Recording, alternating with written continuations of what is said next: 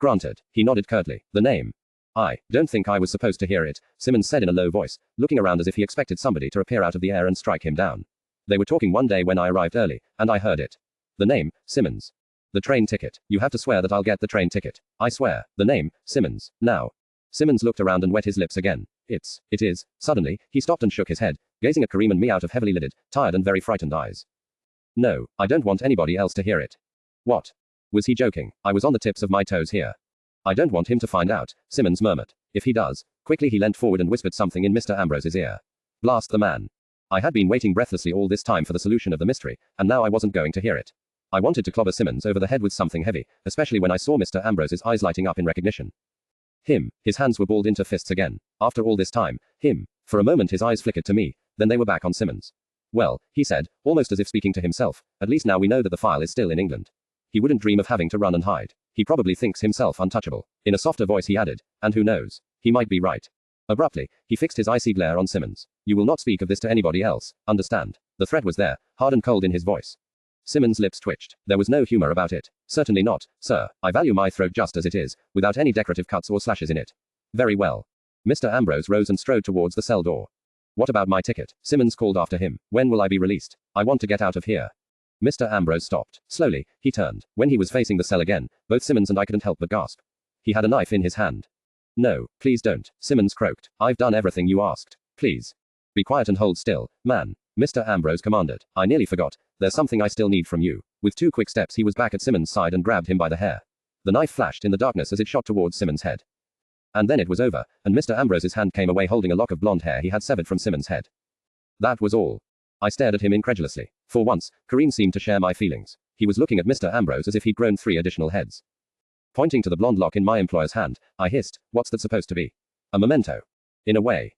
He turned away again and said, sparing neither me nor the ghost white Simmons another glance. Somebody will be along to bring you a change of clothes soon. You can't be seen coming out of my building in the filthy rags you're in right now.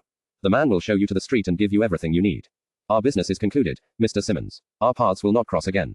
Without waiting for an answer, he strode out of the cell. Kareem and I followed him, the former grim and silent, the latter, that is to say my good self, twitchy and curious to the point of madness. What did you do to him so that he'd spill the beans? I blurted out as soon as the metal door had closed behind us. And who was it that ordered him to spy on you? And why should anybody want to spy on you anyway? Mr. Ambrose had already started up the corridor again. He didn't turn around or, God forbid, stop to let me catch up. Mind your own business, Mr. Linton. I work for you, so your business is my business. What's the point of someone spying on you? It is commonly referred to as industrial espionage, he called. Blast. That way of his to talk into the opposite direction of where you were standing was really annoying. It means the stealing of secrets of one businessman by another businessman. What's that good for? It's not only nation states that seek to discover each other's secrets. Secrets mean faster development and more money. Always remember, knowledge is power is time is money. I frowned. Something seemed to be wrong with that sentence. I thought it's, knowledge is power, and, time is money. I combined the two to save time. Oh. I lapsed into silence again for a moment, but then I remembered. Wait, that wasn't my only question. I had others. You were trying to distract me. Oh yes, Kareem's innovative torture methods. That hadn't been the question at the top of my list, and I was about to tell him that actually I was more interested in the name of his mysterious enemy, but then. This was something I was pretty interested to hear, too. Tell her, Kareem, Mr. Ambrose commanded. Good God, did he just use a feminine pronoun to refer to me? Whoever is behind all this, hearing their name must really have gotten to him. Tell her, the bearded mountain's eyes bugged. Sahib, you do not mean that. Have I ever given an order that I have not meant? No, Sahib, but. Have I ever fallen into the habit of joking or making other kinds of remarks that were not of a serious and literal nature? I must admit, Sahib, no, but in this case. Tell him. Kareem lowered his head. As you wish, Sahib. With a few longer strides of his massive legs he had caught up to me and was marching next to me. I looked sideways. His face was trying for impassivity, but I could see the wrath of 7 hells burning under the surface. After I failed in my attempt with the Chinese water torture, he said in a voice that was supposed to be detached, it came to me in a divine stroke of inspiration that a less classical approach might be more effective. So I stripped Simmons of all his clothes, including his undergarments, and threatened that if he would not divulge his information, I would drug him, dress him in a pink French ballet dancer's costume, and tie him to the fountain in Trafalgar Square for the crowd to discover in the morning. There were a few seconds of silence. He didn't seem to believe me at first. That's when I went out and bought a costume. I brought it back and showed it to him. And that broke him. There were a few more seconds of silence. A ballet costume? I finally asked. Yes, pink, with a short silk skirt and golden lace trimmings. I see. Cautiously, I looked sideways again and could see Kareem's hand at his belt, gripping the hilt of his scimitar. His eyes found mine. Come on, they seemed to say. Laugh, come on, I'm the one with the huge saber. Laugh, and we'll see if you're still laughing when I have separated your head from your body. A very interesting method indeed, I managed. I was fighting an epic battle to keep a straight face. Let me tell you, Waterloo was nothing to it. I might have lost it after all, just like Napoleon, the poor chap, if a more serious thought had not invaded my mind, providing much needed reinforcements. You distracted me, I exclaimed. Again. Kareem's stare changed from threatening abrupt death to confusion. I didn't. Not you. I pointed at Mr. Ambrose. He couldn't see it though, because he was still walking briskly ahead of us, his back to me. You've done it twice now. I want my first question answered. I want to know that name. Who was spying on you, damn you? He didn't stop, didn't answer. Just held up one admonishing finger in an abrupt movement. What the blooming hell? Oh, right. Be courteous. Be respectful. Who was spying on you, sir? I asked, my voice sweeter than a pot full of honey. He didn't even glance around. Can't tell you that. Why the dickens not, sir? It is for your own good, believe me. Oh, of course I believe you. Why would I ever doubt a word that comes out of your mouth? Who is he? Who is this chap who's hiring people to spy on you? Mr. Ambrose gave a snort. I'm not sure that chap would be the right noun to describe him. Well, what would describe him, then? He didn't fall for the trap. Adequate try, Mr. Linton. Not even good try. Why won't you tell me? I looked sideways at Kareem again, but although he tried not to let it show, he was just as nonplussed as I was. He didn't know who this mystery man was either, and if Mr. Ambrose's motivations of not telling for our own good also applied to Kareem. Eyeing the large saber at the Mohammedan's belt, I shuddered. Who in the world could be a threat to Kareem? Who could be more dangerous than a saber-wielding bearded giant? Maybe I really shouldn't delve too deeply into this. Maybe it would be wise just to let it go. But then again, when had I ever been wise? If I were, life would be so very dull. We could better guard against him if we knew who he was, I pointed out. I could see he'd rather have bitten his tongue off, but Kareem opened his mouth. She does, he said in a slow tone of voice as if he had to drag every word forcibly from the pit of his stomach, actually have a point, Sahib. No, he doesn't. Mr. Ambrose shook his head. We turned a corner and suddenly stood before the door into the main hall again. There Mr. Ambrose waited till we had caught up with him. He stood, silent and still as a statue, facing the door as if he could see images there that were invisible to anybody else. We stepped up beside him, but still he didn't move. Kareem, who obviously, unlike me, didn't have the intention of arguing with his master anymore, felt the need to change the subject. He cleared his throat and asked, should I buy a ticket for Mr. Simmons, Sahib? Mr. Ambrose twitched, seeming to awake from a trance. What did you say? The ticket for Mr. Simmons. The train ticket out of London. Should I buy it and give it to him when he leaves the building? There was one more moment of silence. Then Mr. Ambrose shook his head. He will be dead within a day of leaving this building, he said matter-of-factly. Corpses need no tickets. I paled and stared at him, wide-eyed. Dead, I stuttered. But you said. Oh, I won't kill him. He turned to look at me. There was a slightly different set to his mouth. If I didn't know that he didn't have such a thing as facial expressions, I would almost have said he looked grim. I won't need to. He told me the name of his employer. And I know the man. Once he leaves this building, Simmons has only hours to live. He turned again and opened the door. So you see, there's no reason to waste perfectly good money. Dysfunctional dismissal. Hours to live. He has only hours to live. The sentence, so calmly spoken, was still echoing through my mind while I followed Mr. Ambrose up the stairs and through the hallway. I barely noticed Mr. Stone's greeting in time to return it. Hours to live. Only hours. Should somebody warn Simmons? Shouldn't Mr. Ambrose? But I saw that wasn't going to happen. He wasn't going to kill Simmons for what the man had done, but neither was he going to lift a finger to preserve his life. I knew that from looking at his face alone. Mr. Linton. Mr. Ambrose's calm and cool voice startled me from my thoughts. Step into my office for a minute. There is a business matter I wish to discuss with you. A business matter. Now, what about the fellow you're setting up to have his throat slit? Of course, sir. Rolling my eyes, I followed him into his office. I should have guessed this was going to happen, of course. Knowledge is power, is time is money, right? So we find out who has stolen this incredibly important document. What do we do next? Take a day off to celebrate? No, not with Mr. Ambrose. There's a business matter to take care of, and after that, probably another, and another. I wondered what we were going to do. Start tracking this man down, whose name Mr. Ambrose wouldn't divulge. But then, what did he need me for? I could hardly look for somebody whose name I didn't know. Not even with a sack full of onions was I that good. Mr. Ambrose sat down behind his desk. I sat down directly opposite him in the visitor's chair. Yet instead of cutting to the chase in his usual manner, he started arranging all the papers on the desk into neat piles. What the heck was going on? Was Mr. Ambrose, Mr. Save Time or Die Ambrose, actually stalling? In other words, wasting precious moments that could be transformed into money. He was. Something was seriously wrong here. I bit my tongue to suppress the urge to ask. Only when the last piece of paper was where it was supposed to be did Mr. Ambrose finally look up. You will be leaving in an hour. Stone will pay you for your services rendered so far and order a cab for you to take you home. I frowned. What was this? I do not understand. It is very simple. Our employer-employee relationship is hereby terminated. You will receive a note of dismissal at my earliest convenience. Good day, Mr. Linton. Do not let me detain you. He looked down again and started to read one of the files in front of him as if I weren't there anymore. It took me a few seconds to get it, to fully appreciate what he had just done. When I did, my hands clenched into fists. You're dismissing me. Indeed I am. Or rather, I already have. Slowly, he looked up again, fixing me with his dark gaze. It would appear that you are still present. Perhaps you didn't understand me. You were dismissed, which means you can leave. Now.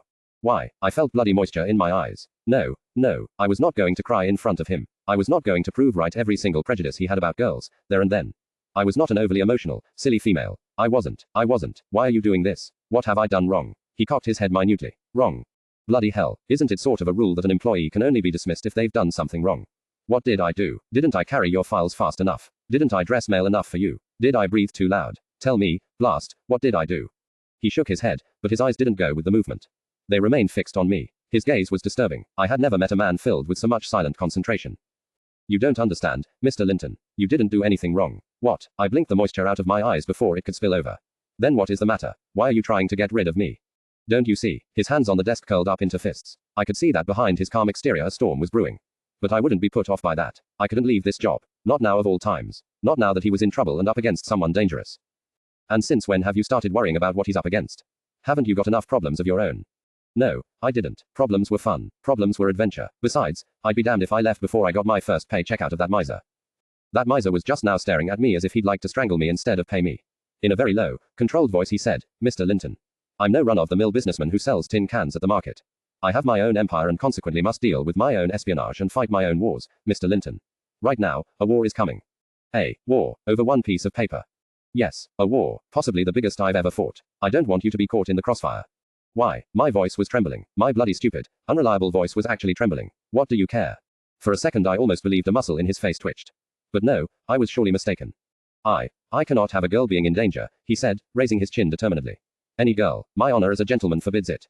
Out of all the possible answers, this wasn't the one likely to go down well with me. I leant forward over the desk, my glare almost matching his. I'm not some helpless maiden who needs to be protected. I am a free human being and can do whatever I wish. And if I wish to remain in your employ, then I will remain in your employ until such time as I give you a reason to dismiss me, sir.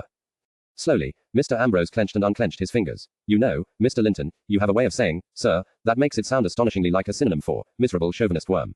I wonder why that is. There were a few moments of silent brooding. Nobody could silently brood like Mr. Ambrose. He seemed to fill the entire office with an utterly still, quiet, silent and dark disapproval that was so thick you could choke on it. So you won't go of your own free will? He finally asked. No. You, Mr. Linton, are stupid and reckless. Indeed, Mr. Ambrose. Yes indeed, Mr. Linton.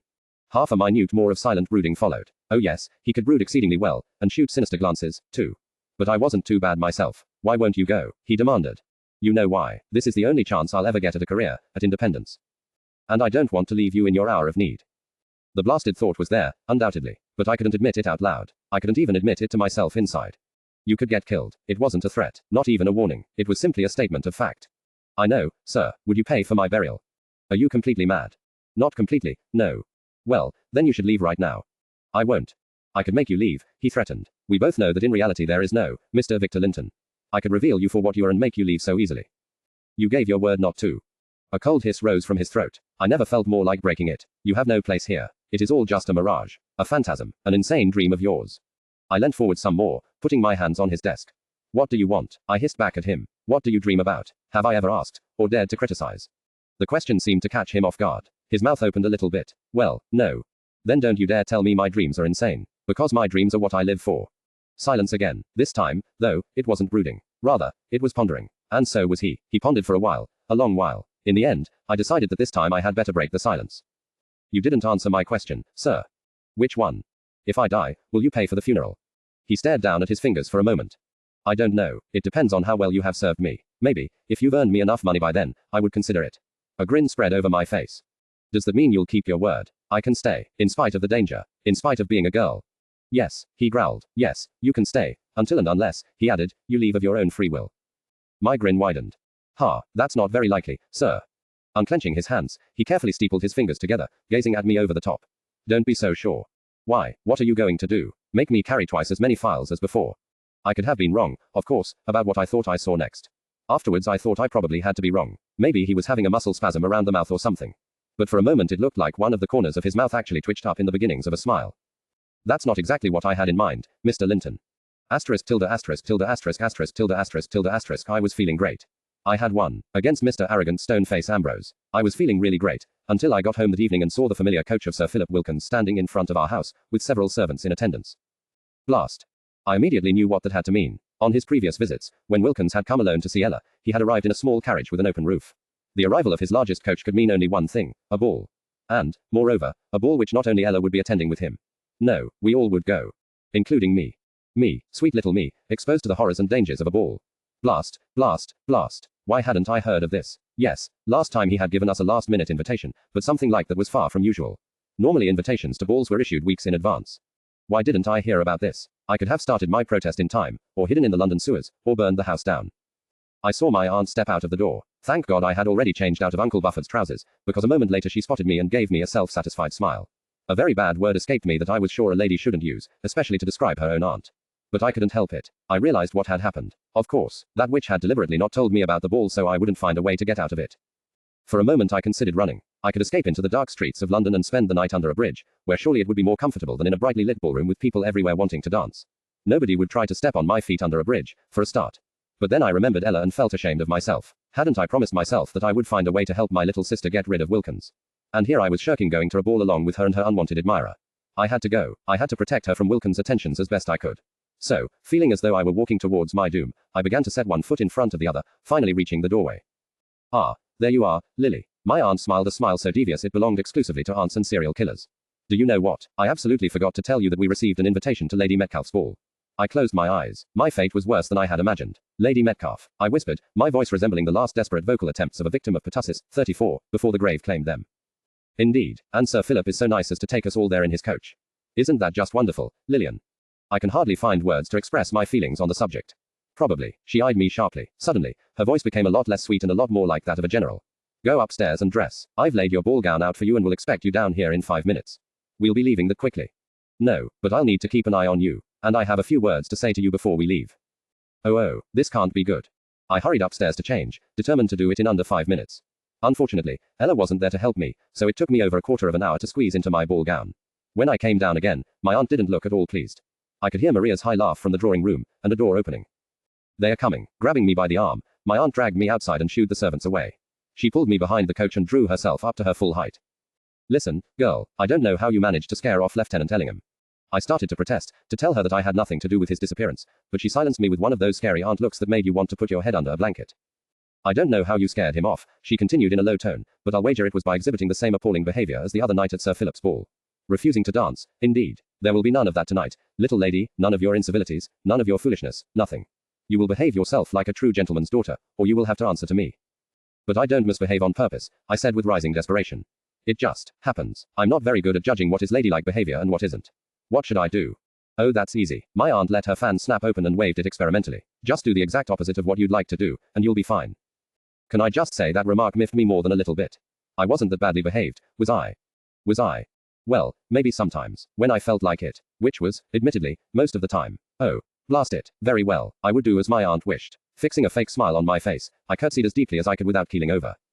Certainly, madam. May I be permitted to withdraw from your presence? I wish to seek out my sister. My aunt blinked as if she was seeing and hearing a mirage and not her own niece. Very well, go ahead. That was not bad, just now. Not bad at all. I curtsied again. Thank you very much, madam. You are too kind, madam. Your obedient servant, madam. Curtsying twice more just to make the point, I withdrew. On the other side of the coach, I met my sister. Unfortunately, it was the wrong one. I smiled at Maria as brightly as the sunshine and did another curtsy. Dear sister, how glad I am to see you. Might I inquire where I can find my dear sister Ella? I wish to speak to her, my dear. Maria stared at my bright smile with open eyes, her mouth forming a little. Oh.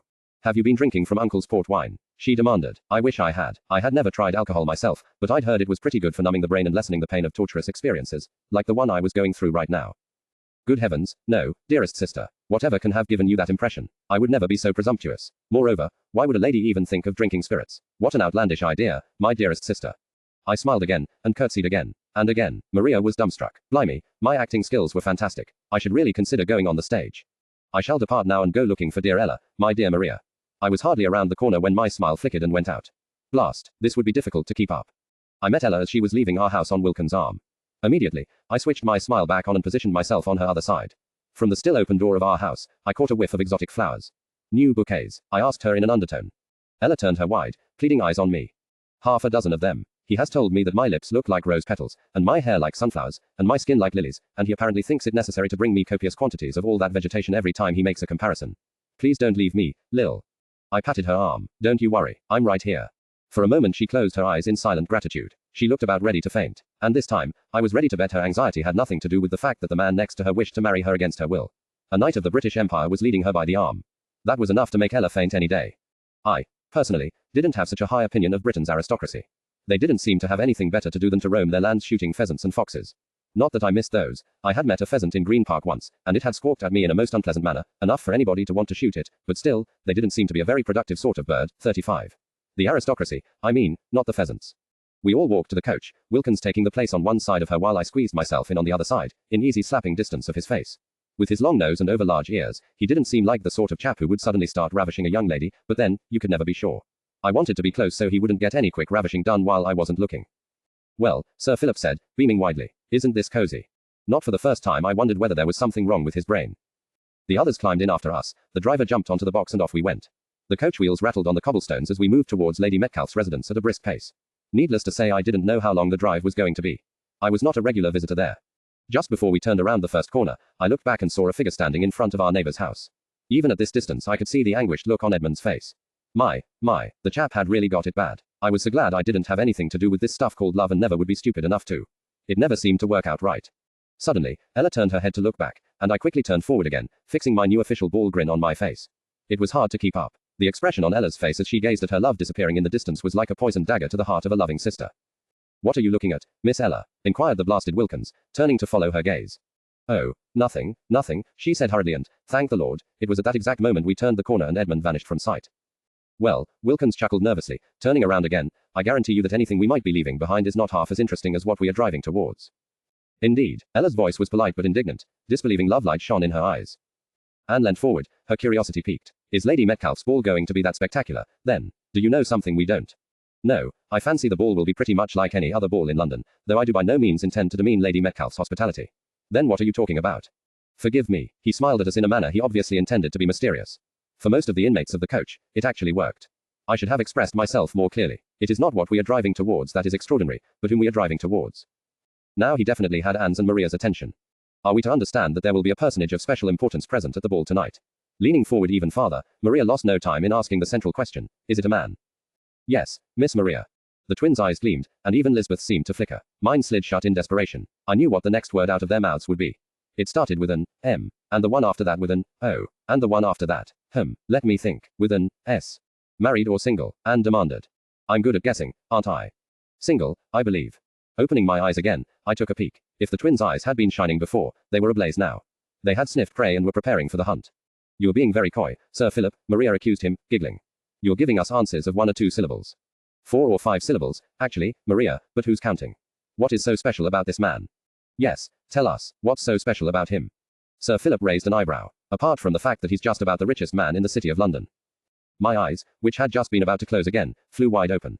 My heartbeat picked up and so did my breathing. Good God in heaven, the last person of whom I had heard that said, no, that couldn't be. He couldn't be at a ball, could he? What would he be doing at a ball? He told me himself he hated any and every kind of social event. Anne's and Maria's eyes were blazing like bonfires now. And his name, his manner, his looks. Sir Philip shook his head with a smile. No, ladies, you will not be getting any more information out of me. It wouldn't do any good. He has to be seen to be believed. Oh my God, it's him. I know it, it's him.